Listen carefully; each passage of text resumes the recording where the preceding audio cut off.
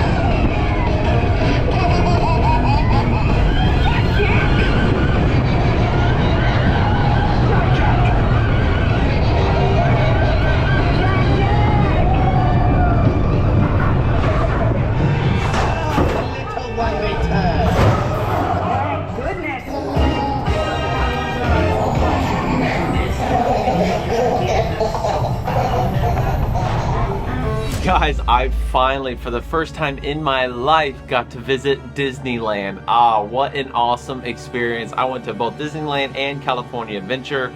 I had to cram everything into one day, unfortunately, but I really got pretty much everything I wanted to do, except for Haunted Mansion because of the stinking virtual queue. Incredicoaster was as good as I thought it was going to be. And with that huge launch at the beginning, along with the theming of The Incredibles, such a good ride. It just looks beautiful here at the Pixel Pier. I got hours and hours of footage this one day that I was able to come. So make sure you hit subscribe because we have plenty more in the future. I really appreciate you guys always watching. If you did like this video, go ahead and like and share with a friend. Thanks for watching Theme Park Groupie.